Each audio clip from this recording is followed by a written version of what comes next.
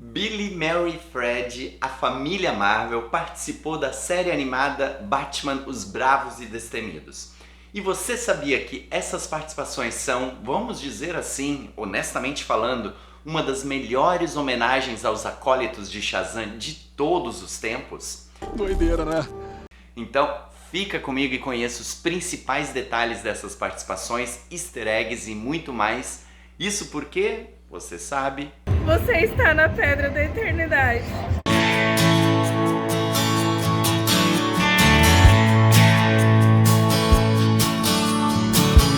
Gente querida, eu espero que tudo esteja bem com vocês. Batman, Os Bravos e Destemidos foi uma série animada do Cartoon Network que foi originalmente ao ar entre 14 de novembro de 2008 e 18 de novembro de 2011, estreando aqui no Brasil cerca de 5 meses depois, primeiro no Cartoon Network do Brasil e praticamente um ano depois na TV aberta no programa Bom Dia e Companhia do SBT. A série animada é inspirada na série em quadrinhos The Brave and the Bold, que consistia em um team-up entre diferentes personagens da DC. A série em quadrinhos durou originalmente de 1955 a 1983, com um total de 200 edições, seguida de diversas minisséries e pequenas retomadas nas décadas seguintes.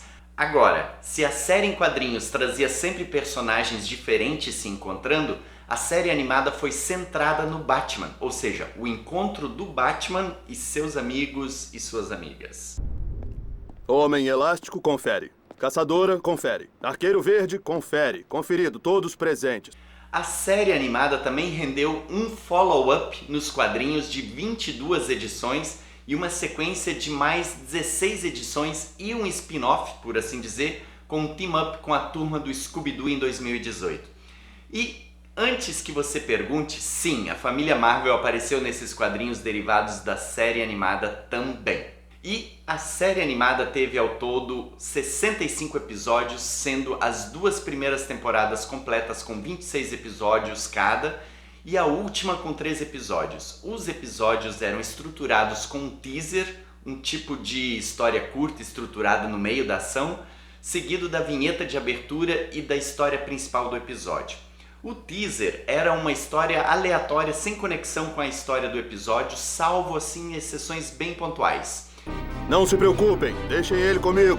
A ideia era, de um lado, fisgar a audiência colocando os telespectadores diretamente na ação e de outro lado, segundo o produtor James Tucker, a ideia do teaser era testar o interesse da audiência em relação a determinado personagem convidado, para ver se valia a pena ou não inserir esse convidado em uma participação completa. Mas é claro. Também vale lembrar que, diferente do tom sombrio que tem permeado histórias e animações do Batman, essa animação segue um estilo bem Era de Prata, assim, com um tom mais camp, que lembra o Batman de Adam West, isto é, um Batman mais humano, não tão sisudo, que age inclusivamente durante o dia. E a abertura do show mostra diretamente a escalada típica nos prédios que o Batman fazia lá na série de 1960. O tom é leve, o que não significa que não explore temas pesados, né? E como referência disso, eu recomendo que você assista ao episódio que fala sobre a origem do Batman, que é considerada uma das melhores histórias da série e um dos melhores episódios animados do Batman ever, ou seja, de todo sempre. Acho que ele tá tentando dizer alguma coisa. E assim, se você é um leitor sério de quadrinhos ou uma leitora séria de quadrinhos, você vai amar essa série caso você não tenha assistido ainda. Porque ela tem uma pesquisa muito fiel e coerente com o universo das histórias em quadrinhos. O pessoal do roteiro e da direção soube, criar histórias originais com uma inspiração direta dos quadrinhos. E eu vou falar sobre isso quando eu abordar os episódios com a nossa querida família Marvel. And now, back to Shazam! Também vale destacar que, apesar de um ou outro vilão clássico do Homem-Morcego aparecer, como o Coringa, o Pinguim, a Mulher-Gato, Duas Caras, Espantalho, o foco é toda a galeria de vilões e de heróis da DC. E a estratégia aqui foi explorar personagens não tão conhecidos para incuti-los na memória afetiva da audiência. E o personagem principal, claro, é o Batman, não Bruce Wayne, de modo que dificilmente veremos o Batman desmascarado na série. Inclusive o Space Ghost da Hanna-Barbera aparece em um dos episódios. Em síntese, se você é decenalta, é tipo assim uma obrigação sua assistir a Batman, Os Bravos e os Destemidos, disponível em diversos streamings, inclusive no seu streaming nativo, né? O Max. Vamos lá então. O Capitão Marvel fez 3 aparições especiais como coadjuvante, no teaser do 3º episódio da 2ª temporada e nos enredos principais do 13º episódio da 2ª temporada e no 3º episódio da 3ª temporada.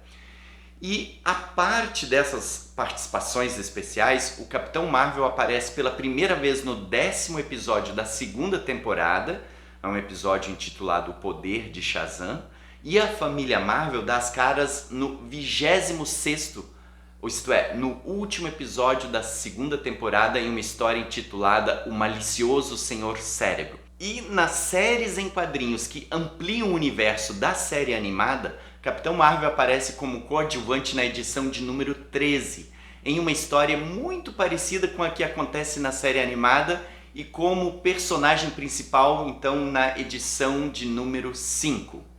Por sua vez, a família Marvel faz uma participação especial em uma história com o protagonismo do Capitão Marvel. Um detalhe, nessa história tem uma ponta do Senhor Malhado e um cameo do Hop. E aí, já curtiu esse vídeo? Já se inscreveu no canal? Se não, aproveita, se inscreva e ative as notificações para não perder nenhum conteúdo, tá bem?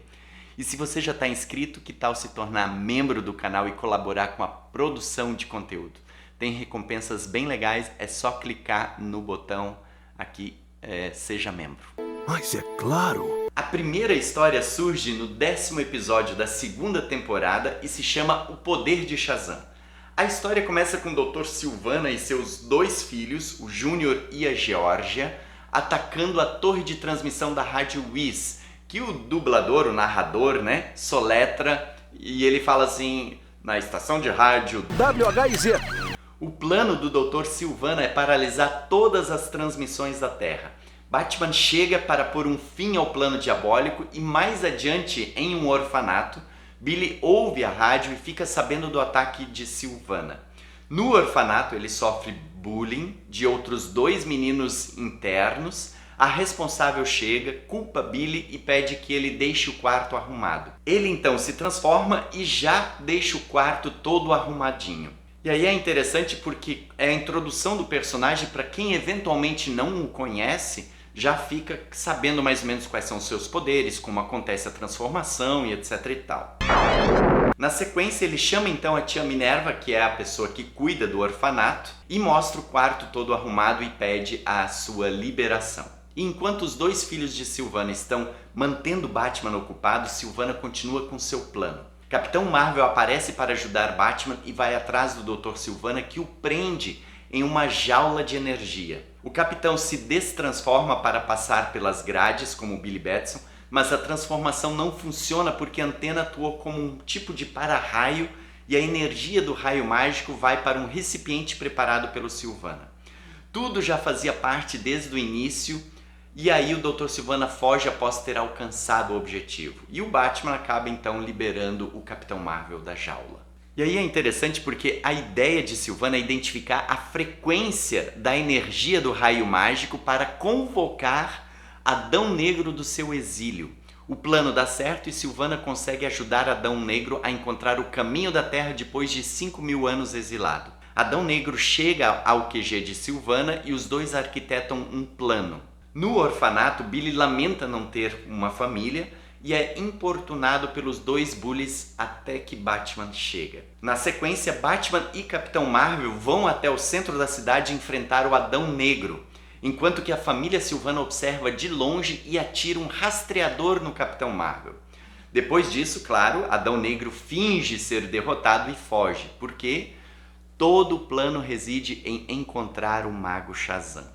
Após a luta com o novo vilão, Billy e Batman decidem encontrar o mago para perguntar sobre Teth Adam, seguindo o caminho do túnel do metrô. Ao chegar na caverna, eles invocam o espírito do mago, acendendo o braseiro com uma tocha.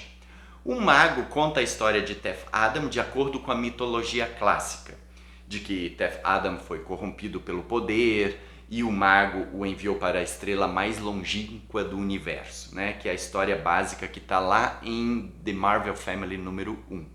Então, a família Sylvana e Adão Negro chegam na caverna. A família Sylvana pega Billy e Batman e Adão Negro tenta se vingar do mago, mas percebe que o mago não está lá de fato. Eles vão então até a Pedra da Eternidade pelo portal aberto pelo Adão Negro. Após derrotar os 7 inimigos mortais da humanidade, Batman e Capitão Marvel vão ao encalço de seus inimigos. Com a eletricidade do raio mágico aprisionada, Sylvana drena e mata o Adão Negro e consegue se transformar em Capitão Sylvana. Enquanto os dois capitães duelam, Batman enfrenta os filhos de Sylvana. Então o Batman faz aquele velho truque da confusão de palavras, né, que obriga então o Sylvana a corrigi-lo, o que acaba fazendo com que ele volte a ser humano. E no final, Billy lamenta a ausência de uma família e o quanto o Adão Negro mexeu com ele por conta de ambos partilharem do mesmo símbolo do raio mágico. Mais tarde, Batman apresenta a família Bromfield a Billy e em especial a Mary, dizendo que ela é sua irmã gêmea.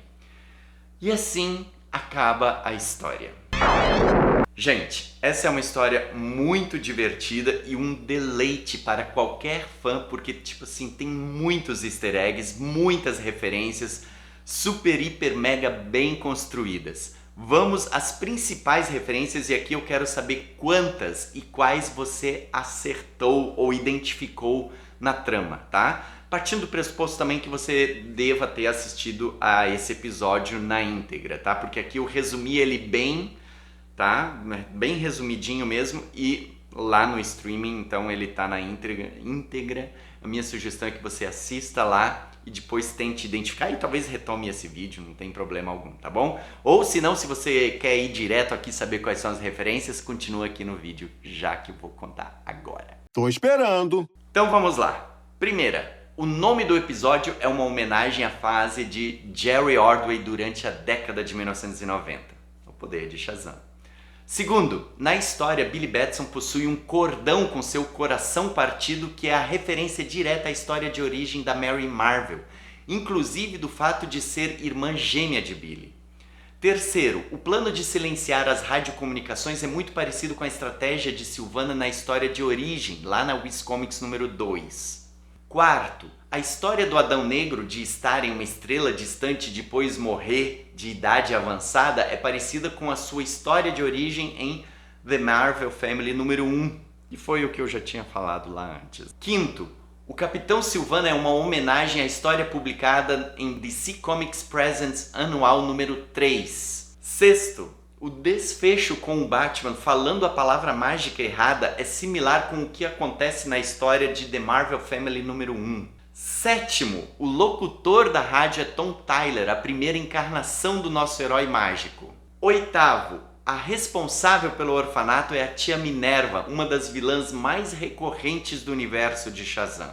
Nono, tem pôsteres na parede do quarto de Billy que lembram as seguintes capas: Wiz número 2, Wiz número 3, Shazam número 11. E se alguém conhece ou sabe identificar essas outras duas aqui, é só escrever nos comentários, tá bom? Ok! Décimo, toda a caminhada do Batman e do Billy até a Caverna do Mago é visualmente semelhante à história de origem. 11º, o nome de um dos bullies do Billy é Sissi, em referência ao co-criador. Mas é claro. E assim, a gente já pode ter assistido vários desenhos com várias participações do Capitão Marvel. Algumas eu até já explorei aqui numa playlist só sobre Capitão Marvel ou a família Marvel nas diferentes mídias.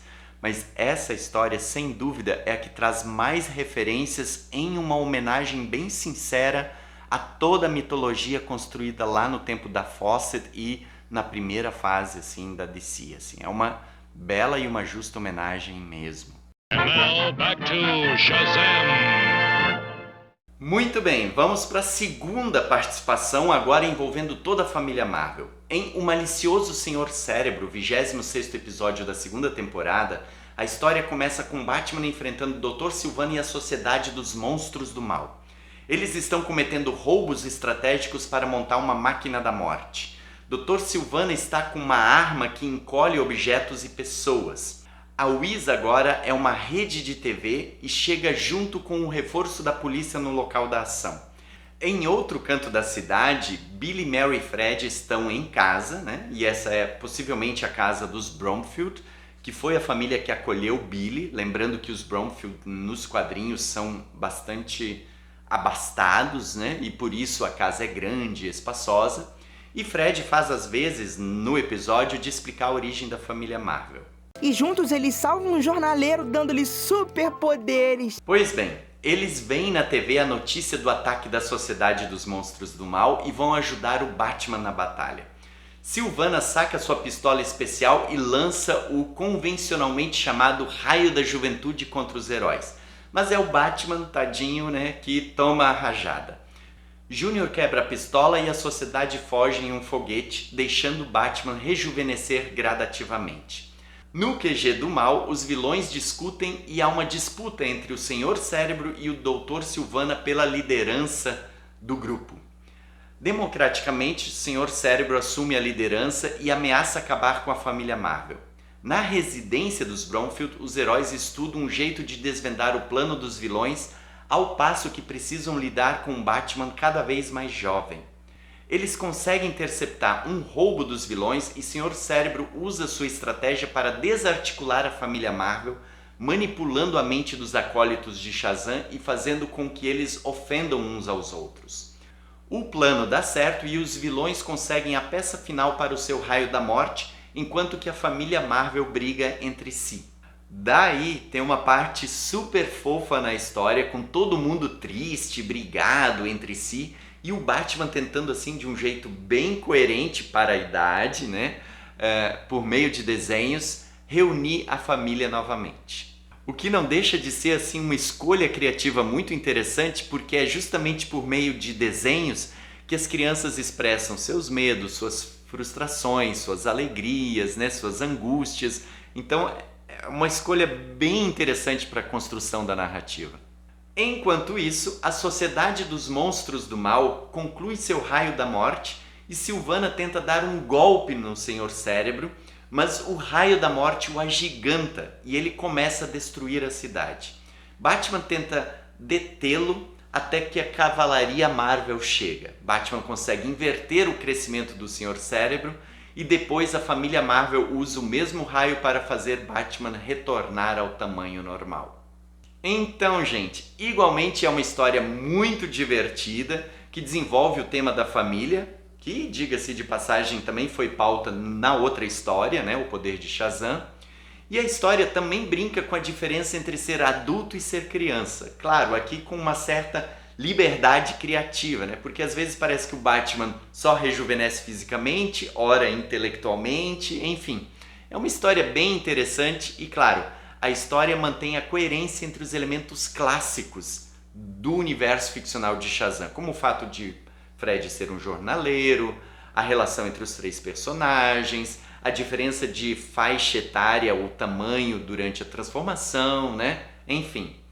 Vamos então a algumas referências e curiosidades deste episódio. Tô esperando. Primeiro, a presença da Sociedade dos Monstros do Mal, que, por assim dizer, é uma das galerias de vilões mais pitorescas da história das histórias em quadrinhos. E a presença da Sociedade dos Monstros do Mal em uma história animada envolvendo a família Marvel, né, no sentido de homenagear a família Marvel, também é interessante porque a Sociedade dos Monstros do Mal representa o primeiro grande arco de histórias dentro das histórias da Era de Ouro de super-heróis.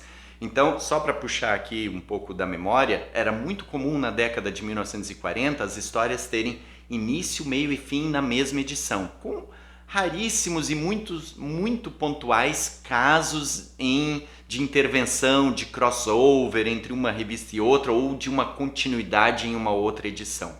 majoritariamente elas tinham início, meio e fim naquela revista. Então, a Sociedade dos Monstros do Mal, ela é interessante porque ela foi um grande arco de histórias, né, envolvendo uma grande trama que atravessava, e que atravessou, na verdade, diversas edições. Então ela começou em Capitão Marvel número 22 e terminou em Capitão Marvel Adventures, né, 46. Então é considerada assim a primeira grande saga das histórias em quadrinhos de super-heróis, né? O primeiro grande arco enorme de histórias. Minha nossa! E a composição da Sociedade dos Monstros do Mal variou durante as diversas aparições ao longo de todas as décadas aqui de histórias. E essa composição nessa animação, ela contou com as seguintes participações: Dr. Sylvana, Senhor Cérebro, Jeepers, Rei Cool, Ibak, On, esse é um vilão original do Espectro, né? Um dos Homens Crocodilo e o Senhor Átomo. Segundo, o Raio da Morte aparece em uma das histórias de Shazam número 1 de 1973, ou seja, a reintrodução do personagem dentro já do universo da DC. Terceiro, a forma gigante do Senhor Cérebro apareceu na edição número 51 da Maxi-série 52 em 2007. Bom trabalho, Capitão Marvel. Também fez um ótimo trabalho. Enfim, gente, estão aí 2 episódios que fazem uma justa homenagem, né, como eu já disse em outro momento ao longo desse vídeo, ao Capitão Marvel, à família Marvel, à Fawcett Publications e a todo o universo constituído e expandido de Shazam. Se você curtiu esse vídeo, já sabe, deixa o like, porque isso é muito importante para o canal em si. Inscreva-se se você quer saber mais sobre esse universo fantástico. E claro, se você é fã, considere apoiar o canal tornando-se membro, tá certo? Eu vou ficando por aqui e a gente se vê num próximo vídeo. Shazam!